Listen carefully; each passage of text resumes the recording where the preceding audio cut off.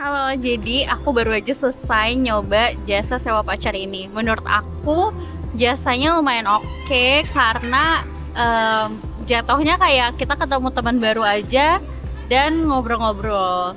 Sebenarnya tuh bisa untuk physical touch gitu kayak gandengan tangan, rangkulan. Tapi aku nggak ngelakuin itu dan jadi cuma ngobrol-ngobrol doang yang menurut aku asik sih. Jujur 1 jam itu nggak berasa karena dia juga orangnya asik dan enak untuk diajak ngobrolnya. Pada segmen sebelumnya, Mutia mengatakan bahwa layanan ini hadir sebagai solusi. Untuk orang-orang yang merasa sendiri. Untuk misalnya dia dari lingkungan itu tidak dirangkul, ada kita yang merangkul. Meskipun ya jalannya dari transaksional, dari hal-hal yang berbeda gitu. Tapi ada kita gitu. Di balik pengalaman yang terlihat menyenangkan, ada sisi lain yang jarang dibicarakan. Tentang ketertarikan emosional, tentang ekspektasi, dan tentang apa yang terjadi setelah semuanya selesai. Ketika kedekatan bisa diciptakan dalam hitungan jam, apakah itu benar-benar hubungan? Atau hanya simulasi perasaan yang dirancang untuk sementara waktu? Kenapa muncul bisnis ini? Karena ada kebutuhan. Di tengah perkembangan teknologi yang semakin maju, sosial media dengan segala fiturnya, yang mana memang fungsinya untuk menghubungkan antar manusia, tapi ternyata kebutuhan itu secara sosial tidak terpenuhi, khususnya hubungan romantis ya, hubungan percintaan gitu. Nah, kebutuhan dasar manusia kan memang untuk diterima gitu ya, nah atau untuk mendapatkan accompany gitu. Jadi itulah yang meskipun perkembangan teknologi maju, tapi itu yang tidak terpenuhi. Nah, jadinya difasilitasi oleh media sosial dan teknologi, jadilah timbullah jasa sewa pacar itu. Di satu sisi memang anak muda itu cukup kreatif gitu ya. Ada kreativitas, ada kebutuhan gitu ya, kebutuhan akan kehidupan sosial, kebutuhan akan mendapat secure di media, mendapat validasi begitu. Kemudian muncullah si jasa sewa pacar ini yang bisa mengakomodir kebutuhan itu, karena si jasa sewa pacar ini kan hasil dari kebutuhan masyarakat ya. Mungkin ini ditangkap oleh pelaku usaha gitu ya, pelaku usaha sewa pacar ini, bahwa masyarakat nih apa ya, muncul di sosial media seperti lonely, mungkin posting story yang mana dia sendiri, atau mungkin isu kesehatan mental yang mana nggak punya teman cerita, nggak punya teman bergantung gitu ya. Nah, kebutuhan-kebutuhan ini ditangkap sama pelaku usaha ini. Akhirnya ini deh, Dibikin usaha kayak gini. Oke, media sosial dengan memiliki pasangan. Biasanya ini tergantung memang dari pengguna media sosial itu sendiri gitu ya, dan bagaimana tanda kutip circle pergaulan gitu. Kalau memang jadi memang ini tergantung dari banyak faktor. Kalau memang circle pergaulannya itu pada punya pasangan gitu ya, kemudian pasangan itu menjadi hal yang bisa tanda kutip dibanggakan gitu ya, muncullah keinginan juga di antara masing-masing teman-temannya untuk juga merasa tanda kutip sama, mendapat validasi yang setara gitu. Ketika media sosial itu kan memunculkan aktivitas yang ingin dilihat. Betul. Ya kan? Media sosial itu memunculkan aktivitas yang ingin dilihat. Nah, ternyata yang terlihat tanda kutip adalah yang punya pacar, punya gadget. Kalau sekarang mungkin posting olahraga, pengen menggambarkan citra dirinya dia tuh bugar, fit. Oh, udah ada pacar baru nih, kemarin habis putus gitu ya. memang akhirnya ini berpengaruh juga terhadap keinginan untuk menampilkan saya punya pasangan yang tanda kutip setara atau lebih tinggi. Kemudian di samping itu adanya tadi validasi sosial gitu. Di satu sisi si pengguna media sosial itu merasa secure bahwa posisinya aman di antara circle-nya gitu ya. Kemudian di sisi lain ini memunculkan keinginan circle-nya juga untuk bisa setara juga kayak gitu. Munculnya jasa sewa pacar dengan fenomena kesepian ya. Oke, sebetulnya ini bisa dilihat dari sisi masyarakat gitu ya. Masyarakat ini ditangkap oleh pengguna jasa sewa pacar ini tanda kutip kesepian gitu kan. Kesepian itu kan bisa jadi kesepian beneran atau sebetulnya dia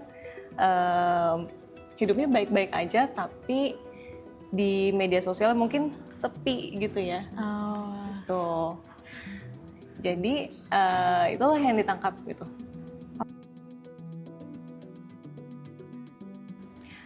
Dari fenomena jasa sewa pacar ini, hubungan itu akhirnya kan menjadi transaksional ya. Betul.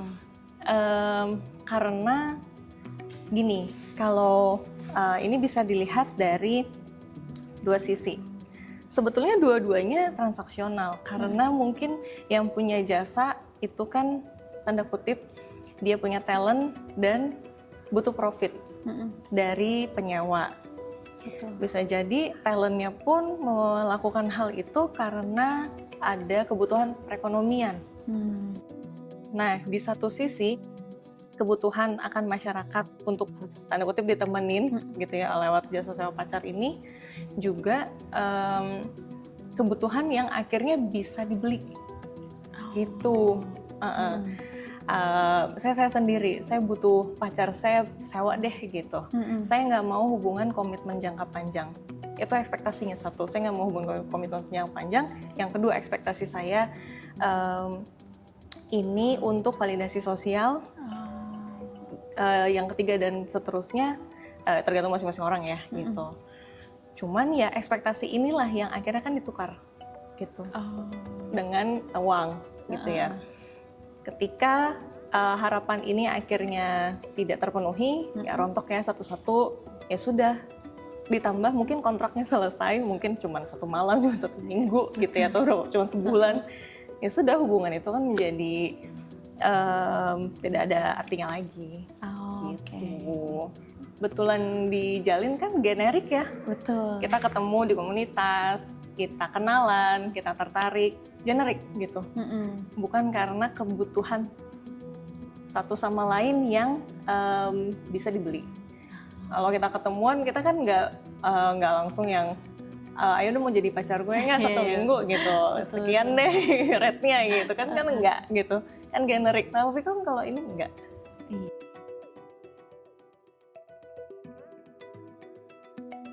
Oke. Karena tadi sebelumnya aku menyinggung bahwa hubungan itu idealnya generik ya, generik, genuine. Nah, tapi ketika sudah ada transaksi, dua hal ini menjadi hilang, gitu. Ya seharusnya hubungan itu adalah hubungan yang bisa melewati tantangan. Kalau tadi hubungan yang transaksional itu sudah ada ekspektasi. Ekspektasi aku A, dia harus bisa memenuhi A. Tapi kalau dalam hubungan yang generik dan genuine, ekspektasi ini tidak ada ekspektasi. Semua berjalan berdasarkan pengalaman dan belajar dari pengalaman. Jadi hubungannya bersifat bukan maksudnya learning by doing, tapi lebih kepada penuh kompromi. Iya, jadi hubungan itu kan penuh kompromi, belajar dari kesalahan, belajar karakter. Mm-mm. Kalau fenomena sekarang mungkin ya dead cancelled yang rame gitu ya, udah cancel karena kurang tinggi gitu kan. Itu kan apa namanya, basic sekali, kemudian rasnya bukan apa gitu ya, nggak sama nih. Tapi kalau misalnya hubungan yang betulan, ya semua hal itu dikompromikan gitu. Semua berada dalam satu level, meskipun ada ekspektasi, semua saling belajar. Oh ternyata ekspektasinya nggak dipenuhi nih, turunnya ekspektasinya, berkompromi, kemudian saling bertumbuh. Kalau ini kan gue maunya apa, nggak terpenuhin, cut. Iya betul. Tuh, tapi kalau yang beneran ya akan saling bertumbuh. Oke, ilusi kedekatan, potensi itu sebenarnya ada. Karena tidak dipungkiri ketika misalnya ada pertemuan, ada ekspektasi, ternyata cocok nih gitu. Misalnya lewat ini deh, aplikasi dating gitu ya. Itu kan memang mungkin nggak sama tapi mirip ya. Cari yang kriterianya A, B, C, D. Matching nih gitu. Terus ternyata kan ada yang berhasil, ada yang enggak ya, gitu. Nah mungkin ini mirip, tapi ya gitu. Ketika sudah ada terjadinya transaksi dan bertemu, ternyata cocok, ternyata memang ya terjadinya muncul kedekatan. Tapi kalau misalnya hanya berdasarkan transaksional, ilusi itu pasti potensi terjadi. Karena bisa jadi salah satu berharap kan, gitu. Yang satu hanya talent yang dipakai, tapi ternyata kliennya mungkin berharap lebih, atau sebaliknya. Seperti itu, talentnya ternyata berharap lebih, tapi dari kliennya sudah merasa cukup sampai di sini. Seperti itu. Iya, jadinya ilusi, jadinya bahkan kekecewaan jadinya. Kalau kita udah belajar teori komunikasi, teman-teman ada teori bawang, ingat? Nah itu kan ketika misalnya ada keterbukaan, ketika misalnya dalam transaksi itu dan sudah terjadi, kemudian ada keterbukaan, bisa masuk nih dua-duanya, jadinya kan dekat. Tapi ada juga deterioration, di mana hubungan itu ketika salah satu tidak merasa ekspektasinya dipenuhi, maka hubungan itu kalau tadi terjadi kompromi akan lanjut. Tapi kalau tidak ada kompromi ya sudah, jadi selesai. Iya. Resiko terbesar? Iya. Resiko terbesar sebenarnya karena fenomena ini membutuhkan dua belah pihak bersedia untuk tanda kutip datanya dipakai. Salah satu resikonya adalah keamanan data, privacy. Gitu ya. Kalau bagi pengguna sebetulnya resiko itu terjadi tidak hanya dari klien yang pakai jasa gitu, tapi dari talentnya pun juga ada risikonya gitu. Karena kalau dari kita bicara mungkin dari klien dulu. Kalau dari klien mungkin data atau privasinya kan akhirnya diketahui orang. Yang tadinya itu mungkin bisa di-keep sendiri, tapi diketahui sama tanda kutip pacar sewaannya itu ya. Gitu. Jadi tahu rumahnya di mana, atau kalau misalnya ada batasan mengenai informasi pribadi. Nah, kalau tidak, kan itu kan menjadi resiko bagi klien. Gitu. Yang kedua, resiko bagi si talent. Kalau resiko talent itu dia akan bekerja under agency mungkin ya, gitu. Nah, bisa jadi eksploitasi. Bisa jadi keamanan hak-hak tenaga kerja. Gitu. Jadi perlindungan hukum bagi kedua belah pihak juga masih belum terjamin ya. Iya, itu sih resiko terbesar. Oke, Kak.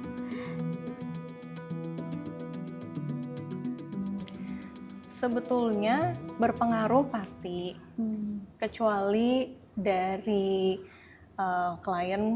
bukan klien ya, mungkin yang menggunakan jasa gitu. Itu mau belajar untuk memulai hubungan dengan genuine gitu.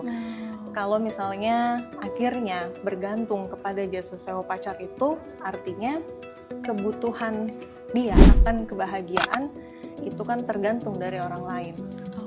Tergantung dari subscription terhadap jasa itu gitu ya. Aduh kayaknya butuh nih sewa lagi, butuh nih jasa apa, butuh sleep call, sewa gitu. Semua emang sekarang gampang ya, semua tuh semua bisa diakses gitu dengan mudahnya gitu. Jadi kebutuhannya tergantung dari apa kemampuannya dia untuk membayar sewa jasa itu. Tapi ternyata kalau misalnya dia udah nggak mampu lagi untuk sewa gitu ya, dari segi ekonomi gitu, dia mungkin limit gitu ya. Akhirnya dia menggantungkan kebahagiaan untuk kepada siapa gitu. Itu dari ukuran kebahagiaan diri dan sosial ya gitu. Tapi kalau misalnya dia mau belajar untuk memulai hubungan dengan baik, itu ada potensi kok untuk juga dia bisa belajar untuk berkompromi tadi. Gitu. Ketergantungan pasti ada, cuman itu harus belajar untuk memenuhi kebutuhan diri itu tidak dari orang lain. Iya, bisa jadi terpengaruh, bisa jadi tidak sih. Iya, karena ini batasannya tipis gitu. Bisa jadi dia terbiasa dengan hubungan yang transaksional, terbiasa untuk kalau nggak sesuai ekspektasi jadinya nggak deh gitu kan. Gitu. Iya, ditinggal gitu. Tapi kalau misalnya dia bisa belajar untuk bersosialisasi dengan benar gitu ya, belajar bahwa kebutuhan orang itu dan karakter orang itu beda-beda gitu. Jadi itu dia pasti bisa berubah kok. Bahaya terhadap hubungan jangka panjang sih juga. Iya, dia kalau misalnya jadinya terbiasa mungkin akan sulit memulai hubungan sama orang kan gitu, karena dia terbiasa transaksional, bukan transaksional, dia terbiasa untuk kalau tidak memenuhi ekspektasi dia itu diselesaikan gitu. Nah, jadi mau sampai kapan orang lain memenuhi ekspektasi kita gitu. Jadi itu cukup berdampak ke kehidupan sosial dan hubungan jangka panjang sih. Karena ini ibaratnya 3 serangkai gitu ya, 3 serangkai yang menjadi satu kebutuhan yang ditangkap penjual jasa tadi, itu dilandaskan kepada media sosial dan kesepian ya. Fenomena ini gitu, karena kan fenomena ini yang ditangkap dan dijadikan kebutuhan untuk dijual gitu.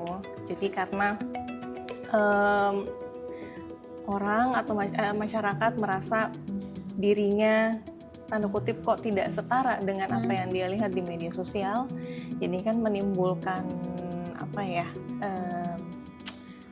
kesendirian ya gitu. Kok nggak sama ya kayak gitu. Nah, untuk memenuhi kebutuhan itulah akhirnya di level yang kedua dia melakukan sesuatu untuk mendapatkan validasi dari masyarakat gitu. Nah, pada level berikutnya barulah terjadi transaksi itu. Jadi memang ini sebenarnya kebutuhan yang dimediasi sih. Cuma kan itu datang dari kebutuhan dulu ya. Iya. Berarti awalnya itu ada masalah juga ya di masyarakat. Pasti ada masalah dulu juga. Kan isu kesehatan mental gitu ya. Karena media sosial ini tempatnya untuk berekspresi, orang semakin tahu istilah kesehatan mental gitu ya, sehingga merasa ini sama dengan aku, ini kebutuhanku yang juga harus aku bisa akomodir gitu. Nah, cara aku akomodirnya adalah ya udah ditangkap dengan jasa-jasa tadi, sleep call sama pacar. Sebenarnya nggak cuma itu ya, kayak misalnya jasa war ticket, jasa war ticket. Oh, teman-temanku pada ikut konser, dianya enggak. Jadi mau nggak mau akhirnya bayar lebih untuk jasa war. Betul. Jadi mirip lah, kebutuhan akan apa ya, pergaulan. Jadi akhirnya dia bergantung ke validasi dari orang lain supaya bisa diakomodir. Kemudian bergantung juga dari mungkin dia sendiri juga lonely gitu ya, dia butuh ada yang ditemenin, banyak hal gitu. Jadi itu berlevel ya, levelnya dari diri sendiri, kebutuhan akan masyarakat, kebutuhan diri dia sendiri juga untuk punya teman. Betul. Iya.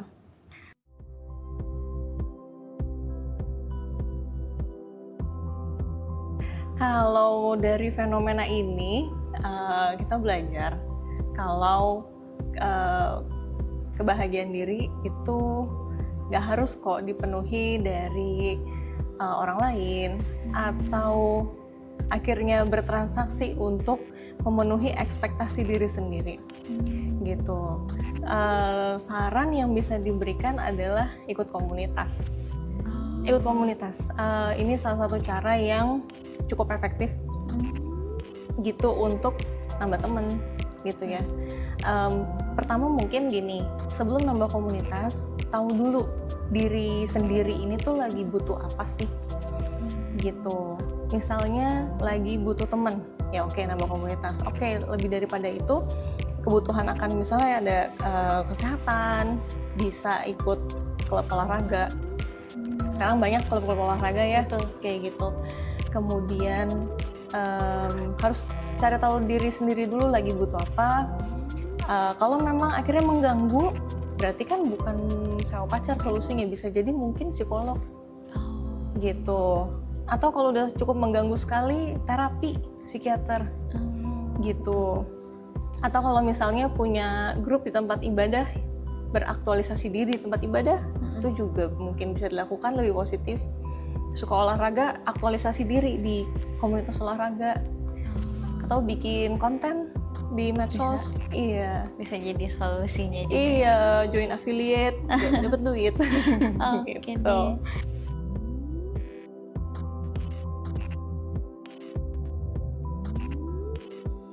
Jasa sewa pacar mungkin terlihat sederhana, layanan yang menawarkan kedekatan tanpa komitmen. Bagi sebagian orang, ini menjadi cara untuk menjawab kesepian, tekanan sosial, atau kebutuhan akan kehadiran sementara.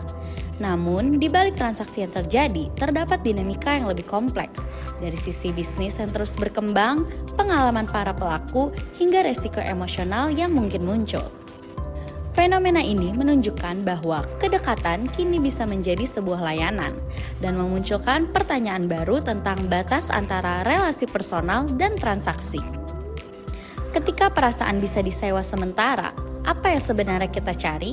Kedekatan nyata atau sekedar ilusi kebersamaan?